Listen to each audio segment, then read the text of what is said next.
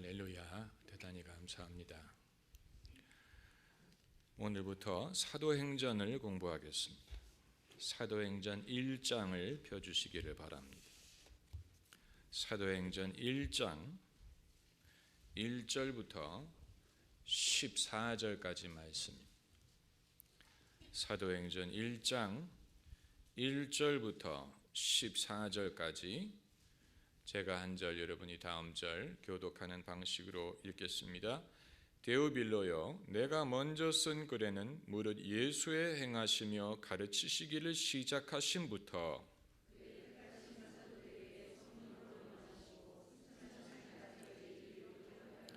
해 받으신 후에 또한 저희에게 확실한 많은 증거로 친히 사심을 나타내사 40일 동안 저희에게 보이시며 하나님 나라의 일을 말씀하시니라.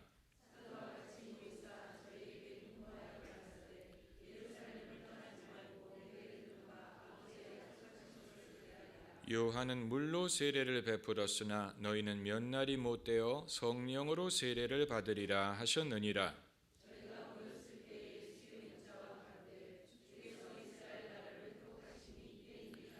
가라사대 때와 기한은 아버지께서 자기의 권한에 두셨으니 너희 알 바 아니요.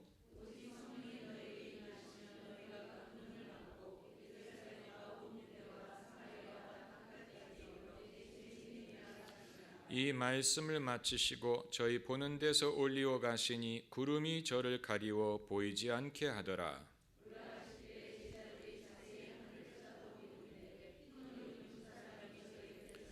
가로되 갈릴리 사람들아 어찌하여 서서 하늘을 쳐다보느냐. 너희 가운데서 하늘로 올리우신 이 예수는 하늘로 가심을 본 그대로 오시리라 하였느니라.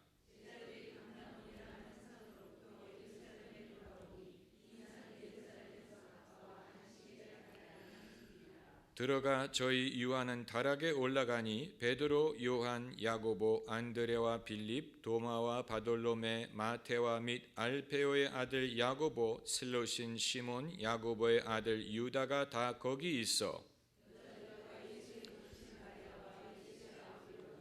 마음을 같이하여 전혀 기도에 힘쓰니라. 아멘. 오늘부터 사도행전 강해를 시작을 합니다. 그동안에 여러분이 소선지서를 잘 인내를 해 주셨습니다. 우리가 때로는 쓴 나물도 먹어야 됩니다. 모든 성경은 하나님의 영감으로 된 것으로 교훈과 책망과 바르게 함과 의로 교육하기에 유익하다고 했습니다. 우리가 그동안에 이 구약에 우리가 자주 가지 않던 동네 소선지서를 공부할 기회가 있었던 것은 참으로 유익한 일입니다. 이제 우리는 성경의 어느 부분도 우리가 들러본 적이 없다라고 말하는 부분이 없게 되었기 때문입니다. 이제 사도행전을 공부하게 되는데 사도행전은 신약 성경에서 굉장히 중요한 책입니다. 그 이유는 사도행전이 예수님의 공생의 기간과 초대 교회 사이에 연결된 과정을 잘 증거해주고 있기 때문에 그렇습니다. 만일 신약 성경에 사도행전이 없고 복음서와 바울서신만 있었다면 기독교가 어떻게 예수님의 가르침에서부터 이어지고 탄생했는지 알기가 힘들었을 것입니다. 그래서 심지어는 예수님의 공생애와 이후에 탄생한 기독교가 서로 직결되지 않았다고 주장하는 사람들이 많이 생겼을 것입니다. 이후에 탄생한 기독교가 원래 예수님의 가르침과 목적과는 별개의 현상으로 발전한 것이다라고 보는 사람들이 많이 생겼을 것입니다. 그러나 누가가 사도행전을 기록해 주었기 때문에 예수님의 공생애 이후에 어떻게 교회가 탄생하고 기독교가 탄생했는지를 우리가 알 수 있게 되었습니다. 많은 신학자들은 사도행전을 취급하려고 하지 않습니다. 그들은 복음서는 많이 연구하는데 사도행전을 진지하게 읽으려고 하지 않습니다. 많은 신학자들이 갖고 있는 질문은 사도행전을 연구하면 해답을 얻을 수 있는데 그들은 사도행전을 무시하고 복음서만을 파헤치려고 합니다. 그래서 신학자들이 복음서의 역사성, 예수 그리스도의 역사성에 대해서 질문을 던지는 것입니다. 그러나 이들의 질문에 대하여 사도행전이 해답을 제공합니다. 왜냐하면 사도행전을 기록한 누가가 무엇을 또 썼습니까? 누가복음을 썼습니다. 더 이상의 역사성을 물어볼 필요가 없는 것입니다. 사도행전을 신뢰할 수 있다면 누가복음을 신뢰할 수 있고, 누가복음을 신뢰할 수 있다면 다른 공관복음도 신뢰할 수가 있습니다. 예수님이 승천하신 후에 한참 기간이 지나서 기독교가 탄생한 것이 아니고 누가가 기록한 대로 몇 날이 못 돼요. 아주 중요한 말씀입니다. 5절에 너희는 몇 날이 못 돼요. 이 구절이 거저 있는 게 아니에요. 예수님이 몇 날이 못 돼요. 기독교의 탄생이 예수님이 승천하시고 몇 날이 못 되어 이루어진 것입니다. 이것이 중요합니다. 이것이 중요한 이유는 초기 기독교가 예수님의 가르침, 예수님의 분부, 예수님의 정신, 예수님의 윤리, 예수님의 목적을 기억하고 존중하고 그 지시를 따라 모든 것이 이루어졌다는 것을 증명하기 때문입니다. 그리고 이 기독교, 사도행전에서 우리가 발견하는 이 기독교의 모습은 오늘날 우리가 믿고 있는 기독교와 다르지 않습니다. 그 교리에 있어서나 신앙 고백에 있어서나 신앙을 표현하는 방법에 있어서나 그것을 전하는 방법에 있어서 오늘날 우리가 믿는 기독교와 다르지 않습니다.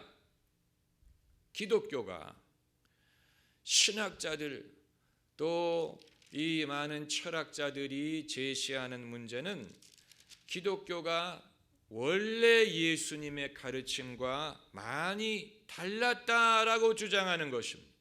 예수님은 원래 이런 것을 가르치지 않았는데 이후에 제자들, 추종자들에 의하여 예수님의 원래 가르침과는 다른 별개의 종교가 기독교로 탄생했다. 이게 많은 소위 배웠다는 사람들이 주장하는 것입니다. 이것은 사도행전을 진지하게 읽지 않고 사도행전이 기독교와 예수 그리스도에 대하여 충분한 분량을 제공한다는 사실을 간과하기 때문에 일어나는 현상이에요. 그렇지 않습니다. 사도행전이 누가에 의해서 기록이 됐고 누가가 복음서에서 예수님의 공생애만을 쓴 것이 아니고 이어서 사도행전에서 그것이 어떻게 초기 기독교로 연결되었는지 바로 그 과정을 생생하게 기록을 했습니다. 누가가 그것을 조작할 이유가 없고 그럴 필요도 없고 그는 자기가 경험한 것을 썼을 뿐입니다. 그리고 누가는 이것을 가장 잘 기록할 수 있는 입장에 있었습니다. 왜냐하면 바울의 동역자였기 때문에 바울이 이방인 선교를 다닐 때 누가가 동행했습니다. 그렇기 때문에 사도행전 13장 이후를 보면 우리라는 말이 등장하는 것입니다. 왜 우리라는 말이 등장하느냐? 바울의 일행 속에 누가가 포함되어 있었기 때문에 이제부터는 우리라고 기록할 수가 있었던 것입니다. 사도 바울이 얼마나 생생한 기독교의 증인입니까? 이방인에게 복음을 전하려는 예수님의 정신과 예수님의 마음을 그 누구보다도 잘 이해하고 이방인이 믿음으로 의롭다함을 얻을 수 있다면 유대인도 마찬가지다. 여기에서 이신칭의 믿음으로 말미암아 의롭다함을 얻는다는 복음의 기본적인 진리를 사도 바울이 정립하게 된 것입니다.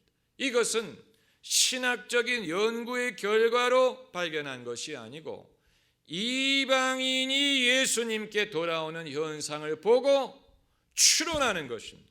이방인들이 할례를 받을 필요가 없이 율법을 지키지 않더라도 율법과 상관없이 예수 그리스도를 믿는 것만으로 하나님의 백성이 될 수 있다면 유대인도 그렇지 아니하냐.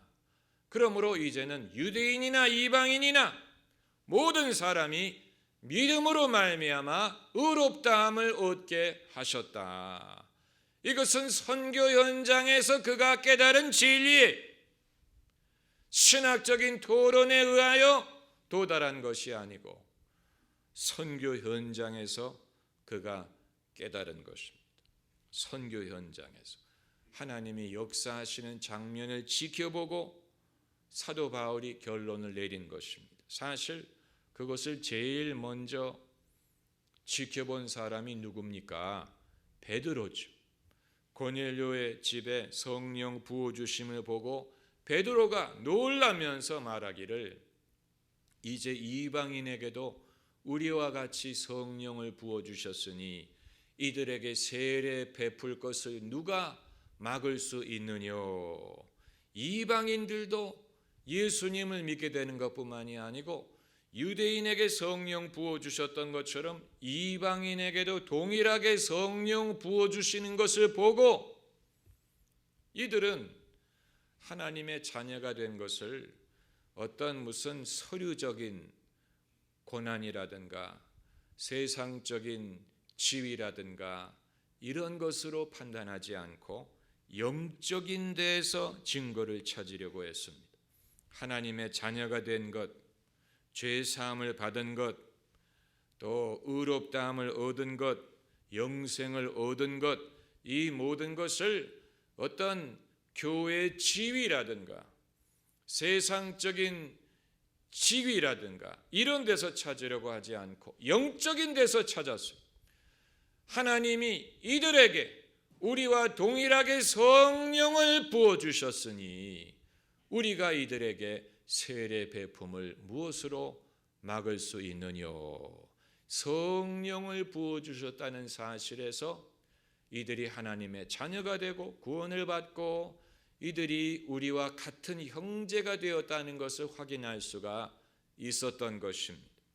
영적인 분별력이라는 것이 참으로 중요합니다. 영적인 분별력이라는 것은 무슨 귀신이 있느냐 없느냐, 귀신의 이름이 무엇이냐, 이런 어떤 희한한 것을 밝히는 데에 있는 것뿐만이 아니고 누가 성령을 받았느냐, 누가 구원을 받았느냐, 하나님이 아무개와 함께 하시느냐, 하나님이 누구를 사랑하시느냐, 이것을 깨닫는 것이 영적인 분별력이에요. 이것을 우리가 볼 수 있어야 됩니다. 하나님이 함께하는 사람, 하나님이 사랑하시고 쓰시는 사람, 영적인 능력을 가진 사람, 성령이 함께하시는 사람을 분별할 수 있어야 돼. 신령한 것을 분별할 수 있어야 돼. 육신적인 데에 매여 있어서는 안 됩니다. 육신적으로 판단하고 육신적인 것을 갈구하고 육신적인 것만 인정하고 육신적인 것만 알아주고 이것은 그리스도인의 모습이 아니요 성령 받은 사람의 모습이 아니에요. 신령한 것을 분별할 줄 알고 신령한 것을 인정할 줄 알고 신령한 것을 파악할 줄 알고 신령한 것을 깨달을 줄 알고 그리고 나아가서 하나님의 음성을 들을 줄 알고 성령을 따를 줄 알고 성령으로 함께 행하라. 형제들아 성령을 쫓아 행하라. Walk by the Holy Spirit. 성령으로 행하라. 성령을 쫓아 행하라. 그리하면 육체 욕심을 이루지 아니하리라. 선풍기 하나도 어디다 놔야 되는지 알 수가 없어.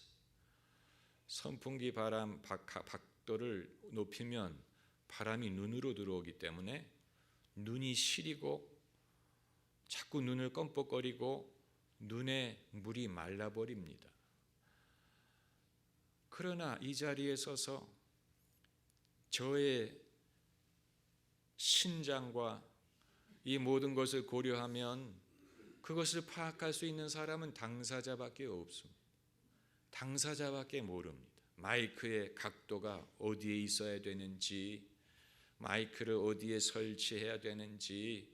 여러분, 이 강대상은 성구회사에서 디자인한 것을 저희가 구입한 것인데, 그러나 이 강대상에 저만이 주문한 그런 몇 가지 스펙이 있습니다. 첫째는 마이크를 설치할 위치.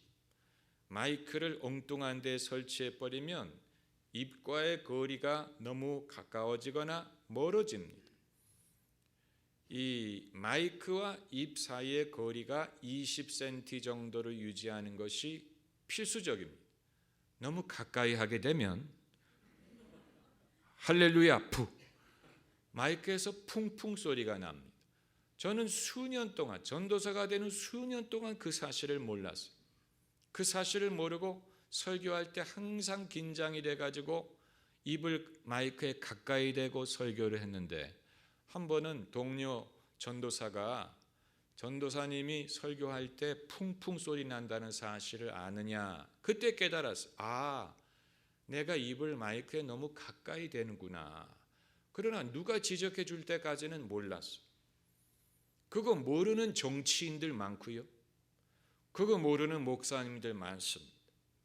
그래서 기도원에서 사용하는 마이크를 코에다 갖다 대면 침 냄새가 얼마나 나는지 몰라요. 이 사람 저 사람이 쓰는 마이크, 얼마나 많은 사람들이 그 마이크를 입에다 대고 할렐루야 여러분 회개하십시오. 그 얼마나 많은 목사님들의 침이 그 마이크에 튀었으면 가까이 되면 침 냄새가 진동을. 그래도 그 침이라도 은혜가 있을 것이라고 믿는 것이지만, 그래서 우리가 여기에다가 이 스폰지로 침을 흡수하는 스폰지를 대고 정기적으로 사실은 갈아줘야 됩니다. 그리고 또 하나 스펙은 여기에다가 물컵 홀더를 만든 것입니다. 이 물컵 홀더는 저만이 고안한 천재적인 아이디어. 어느 누구도, 대부분의 사람들은 강대상 위에다가 이렇게 물컵을 올려놓지, 그러나 저는 이게 보기가 흉하고 왜 강사가 마시는 컵이 이렇게 노출될 필요가 있느냐, 숨기자. 그래서 여기다가 구멍을 파고 물컵을 보일락말락하게 만들었습니다.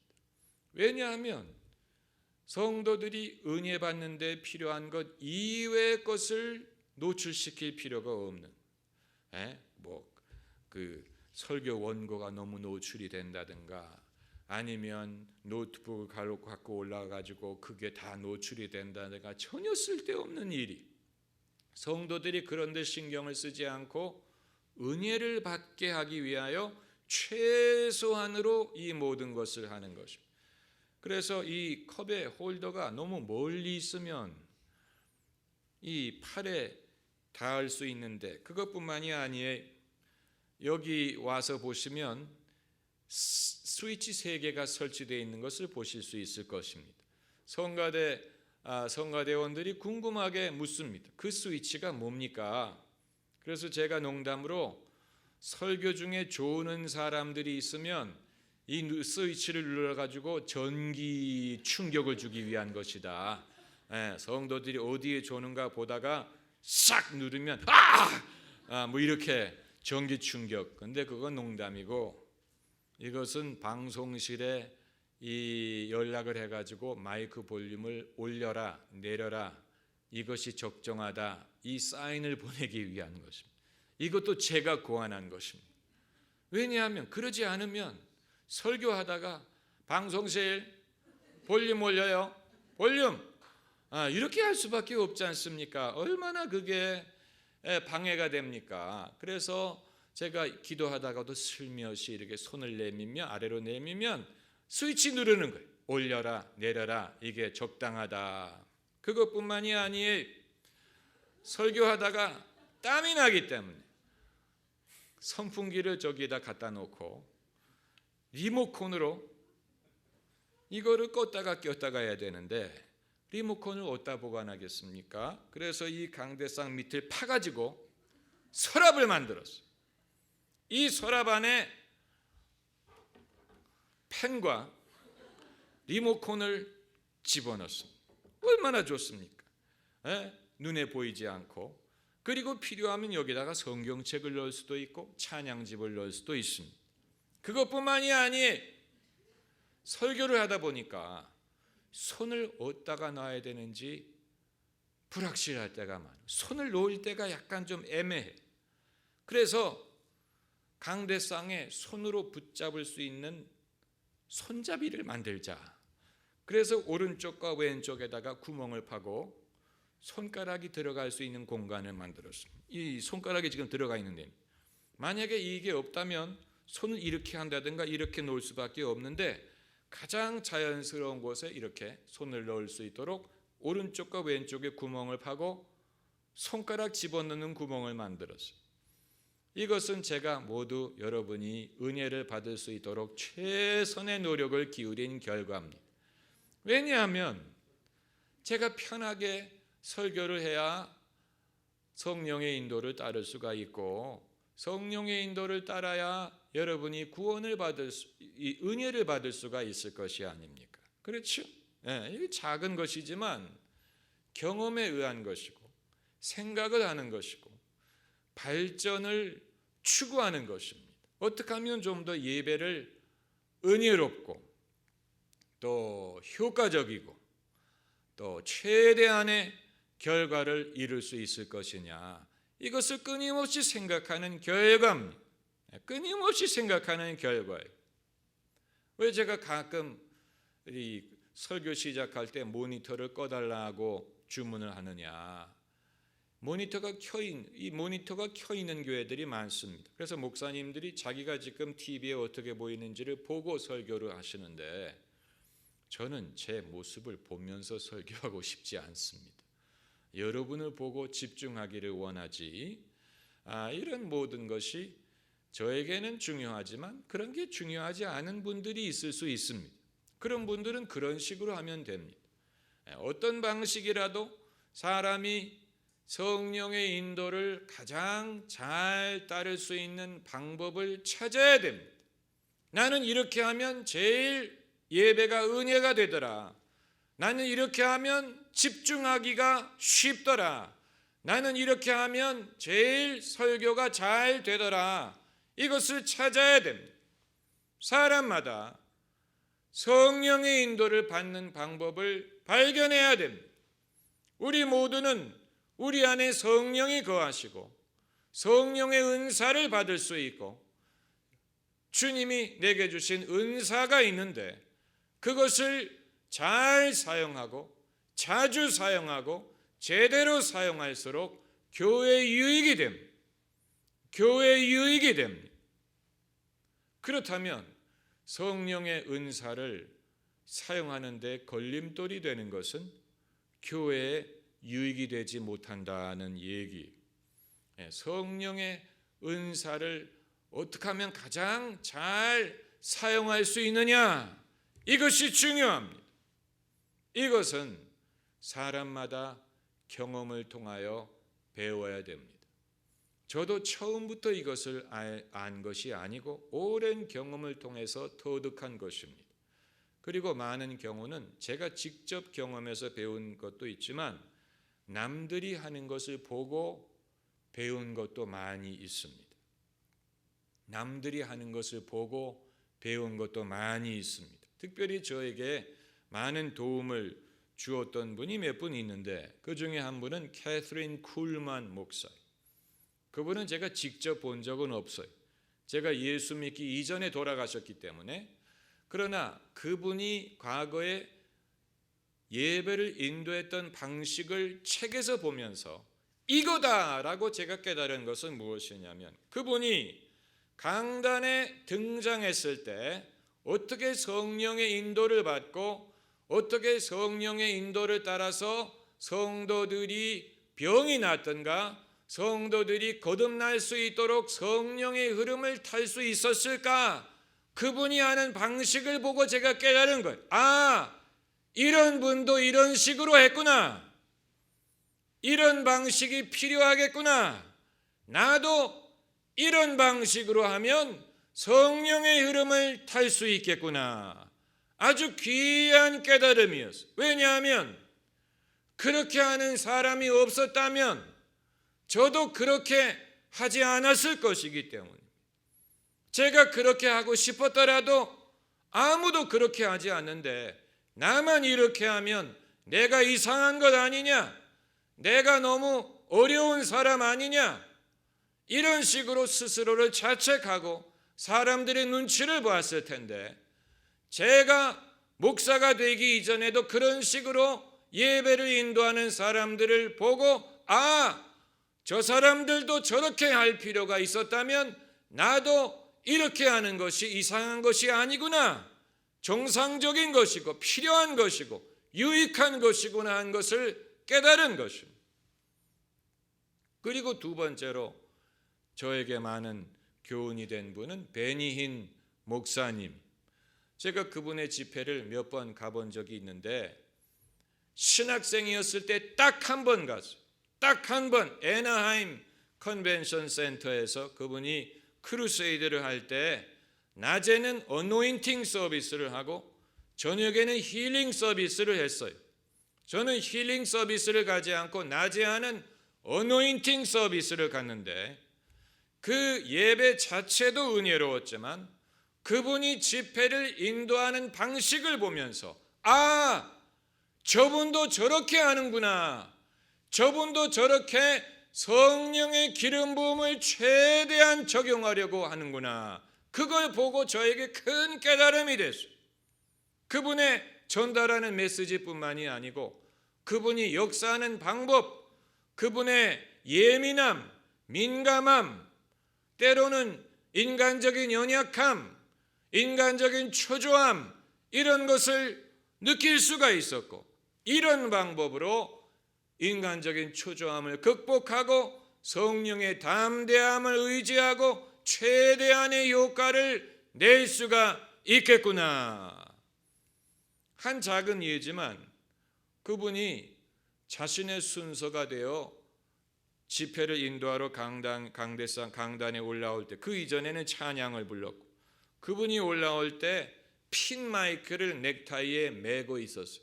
핀 마이크를 많이 사용해 본 분이, 그런데도 손으로 드는 무선 마이크가 더 이 성량이 크고 더 소리가 큰 것을 보고 This microphone is more powerful. 이 마이크가 더 능력이 많다. 그러면서 핀 마이크를 안 쓰고 그 마이크를 계속 쓰더라고요. 그걸 보고 아, 저런 분도 저런 순간에 이 볼륨의 차이에 민감하구나. 그래서 자신의 목소리가 더 강력하게 잘 전달되는 방법을 선호하는구나. 인간적인 연약함, 인간적인 초조함을 빨리 극복하고 성령의 능력을 따라서 사역할 수 있는 길을 찾고 있는 것. 이건 순간적인 판단력과 또 이 순간적인 기지와 또 이 적응력과 이런 것을 보여주는 것이고, 이 성도들을 대상으로 사역할 때는 그때마다 그 시간마다 분위기가 다르고 성도들의 상태가 다르고 또 나의 상태가 다르고 또 하나님이 어떤 일을 하실지 알 수 없는 상황에서 사람이 최대한으로 집중하고 하나님이 이 시간에 하시고자 하시는 것을 최대한으로 이루어 드릴 수 있도록 애쓰는 주의 종의 모습을 발견하는 것입니다. 만일 그게 아니고 상황 파악이 늦고 또 민감하지 못하고 하나님이 어떻게 역사하시는 것이 가장 원활하고 효과적인지 판단하지 못하고 그래서 예배 흐름이 자꾸만 끊어지고 사람들이 자꾸만 집중을 하지 않고 그 흐름이 이어지지 않는다면 그래도 하나님이 뜻하는 것을 하실 수 있는 것이 아닙니까? 아니에요.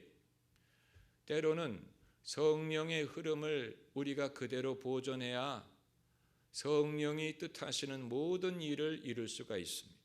그 순간에 누가 감동을 받을 수가 있고 누가 이 하나님의 터치를 받을 수가 있고 깨달음을 얻을 수 있고 별의별 역사가 일어날 수 있는데 사람이 최대한 협조하지 않기 때문에 흐름이 끊어지고 사람들이 자꾸만 이 집중을 못하고 사람들이 지루해하고 또 생각이 다른 데로 돌아가고 분위기가 흐트러지면 최대한의 효과를 얻지를 못하는 것입니다. 아마 여러분 중에 셀 리더 하시는 분들은 명심하셨으면 좋겠는 것이 일반적으로 여러분과 대화를 해보면 장황하게 말씀하시는 분들이 있어요. 이건 습관이, 본인의 습관이 말을 할 때 10마디로 할 수 있는 말을 20마디, 30마디로 하는 분들이 있어요. 그게 나쁘다는 게 아니. 그런데 그렇게 하게 되면 사람들이 집중하지 않습니다. 사람들이 자꾸만 주의가 산만해집니다. 그러므로 평소에 여러분이 불필요한 말을 끊고 이 가지치기를 하고 이 중요한 말, 핵심만을 효과적으로 전달하는 훈련을 해야 됩니다. 언어를 효과적으로 사용하는 훈련을 해야 됩니다. 10마디로 전달할 수 있는 것을 20마디, 30마디로 하게 되면 그래도 이쪽으로 가나 저쪽으로 가나 동대문으로 가면 되는 게 아닙니까? 아니에요. 가다가 다른 데로 빠지는 사람이 있어요. 너무 멀다, 너무 오래 걸린다, 지루하다, 다른 데로 빠지는 사람이 있어요. 그러므로 사람들이 아직 집중하고 있을 때 빨리 모두를 데리고 동대문으로 도착하는 법을 배워요. 그러기 위해서는 예수님처럼 말의 이 economy of words, 말을 경제적으로 효율적으로 사용할 수 있어야 됩니다. 가지치기를 해서 이 군더더기를 빼고 어떻게 하면 사람들이 최대한 집중하게 할 수 있을까? 어떻게 하면 학생들이 최대한 집중하게 할 수 있을까? 필요한 말만 하면, 필요한 말. 그리고 만일 사람들이 100% 다 못 알아듣는다면 괜찮아요. 여러분이 반드시 전달하고 싶은 그 주제만 전달되면 됩니다. 아주 중요한 것입니다. 저는 설교학을 가르칠 때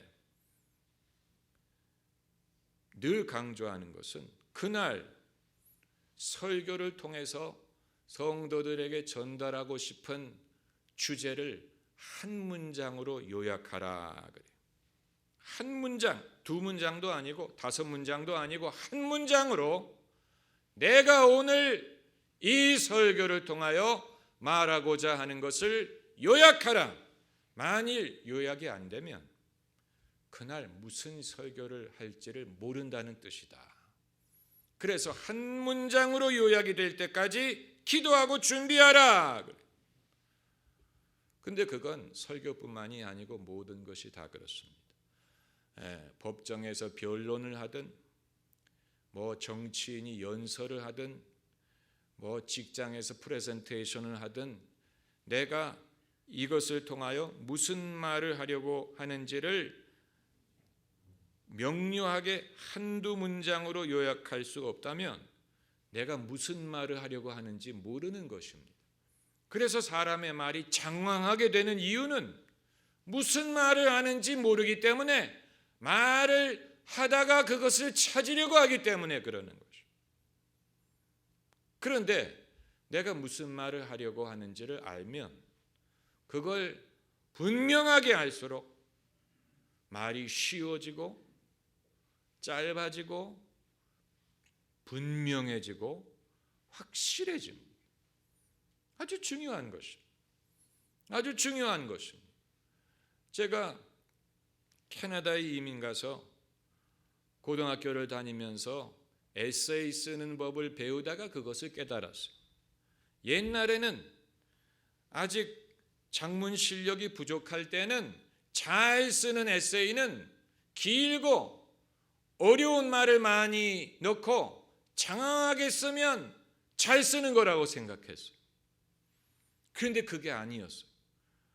제가 깨달은 것은 잘 쓴 에세이는 짧고 쉽고 명료한 것이다. 그걸 제가 그야말로 번개처럼 천둥처럼 깨달았어요. 그래서 그때부터 제가 습득한 것이 어떻게 하면 말을 하든 글을 쓰든 내가 하고자 하는 말을 짧고 쉽고 명료하게 할까? 길이 있더라고요.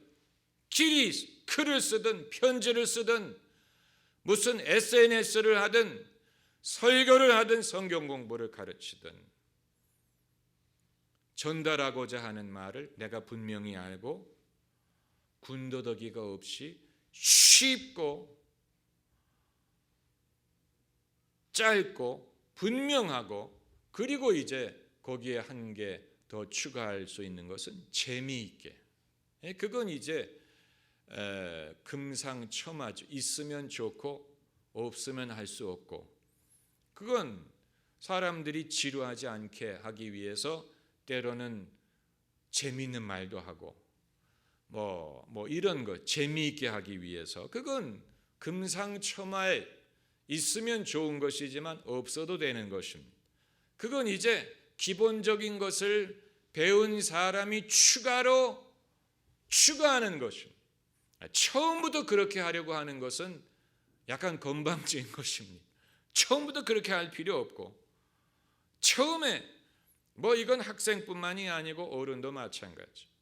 내가 말하려고 그래서 제가 옛날에 이 신사동에 있는 어느 큰 교회 목사님의 사무실에 이제 방문할 때가 있었는데 여러분하고 같이 이제 찾아뵐 기회였는데 제가 놀란 것은 이분이 찾아온 손님에게 무슨 말을 하려고 하는지를 메모지에 미리 적어가지고 요약해 놓고 대화하더라. 전 그거 보고 놀랐어요. 이런 지위에 있는 분들도 자기가 무슨 말을 하려고 하는지 미리 메모지에 적어가지고 그것을 옆에 놓고 대화하는 것을 보고 역시 이런 지위에 그냥 올라간 것이 아니구나 하는 것을 깨달았어요. 그것을 미리 적어두면 적어도 그것을 잊어버리지 않고 또 내가 이 대화를 통해서 무슨 말을 해야 되는지를 기억하고 효과적인 대화든 회의를 할 수가 있는 것입니다. 이런 모든 것은 여러분 배우는 것입니다. 배우는 것입니다. 할 수 있는 사람을 보고 내가 배워서 그 사람처럼 할 수 있게 됩니다. 스승이라는 것은 내가 아직 할 수 없지만 하고자 하는 것을 할 수 있고 보여줄 수 있는 사람이 스승을 두어야 돼요. 멘토라는 것이 그것입니다. 내가 아직 할 수 없고 하기를 바라는데 그것을 할 줄 아는 것뿐만이 아니고 보여줄 줄 아는 사람이 멘토요 스승. 그 사람을 반드시 1대1로 알아야 되는 게 아니 개인적으로 몰라도 상관없어요. 괜히 나는 누구를 알고 누구와 친하고 누구와 점심을 먹고 이런 거 자랑하는 사람들 중에 그럴 기회가 있으면 좀 배워라. 이렇게 말하고 싶은 사람들 많아요. 누구를 가까이 안다고 그 사람의 제자가 되는 게 아니에요. 멀리서 보더라도 그 사람이 하는 것을 보고 주의 깊게 보고 생각하고, 아, 저분이 저렇게 하는구나. 저렇게 하면 나도 할 수 있겠구나. 배우는 사람이 그 사람이 제자예요. 가까이서 그 사람을 개인적으로 알아야 되는 게 아니에요. 사람이 가르칠 수 있는 것이 자기 속에 감추어두고 개인적으로 알아야만 전달할 수 있는 게 아니고, 평소에 자기의 미천대로 살고 있지 않습니까? 자기가 알고 할 수 있는 대로 살고 있지 않습니까? 그러므로 그것을 보고, 아, 저 사람은 저렇게 하는구나. 저렇게 하면 되는구나. 나도 할 수 있겠구나. 하나님이 여러분에게 인도하시는 스승은 어떤 사람이냐? 여러분이 하고 싶은 것을 그 사람이 이미 하고 있고, 여러분이 나도 저렇게 하면 되겠구나라고 깨달아지는 사람, 그 사람이 여러분의 스승. 그 사람에게 배우면 돼요. 반대로 뭔가 잘하는 것 같은데 아무리 봐도 저걸 내가 따라할 수 있는 것 같지 않고, 내가 하면 잘 안 되고 하고 싶지도 않아. 그러면 그 사람이 뭘 아무리 잘하더라도 여러분과는 상관이 없는, 여러분의 스승이 아닌, 그것이 음악이든 성악이든 무슨 오페라든 무슨 그림이든 무슨 뭐 회사를 경영하는 일이든 무슨 뭐든 다 마찬가지. 저 사람은 내가 흉내낼 수 있을 것 같다. 나도 저런 것을 할 수 있을 것 같다. 나도 하면 되겠다. 해보니 된다. 그 사람이 여러분의 스승이. 네. 그런 사람을 열심히 흉내내다 보면 여러분도 남들을 가르치게 됩니다. 기도하십시다.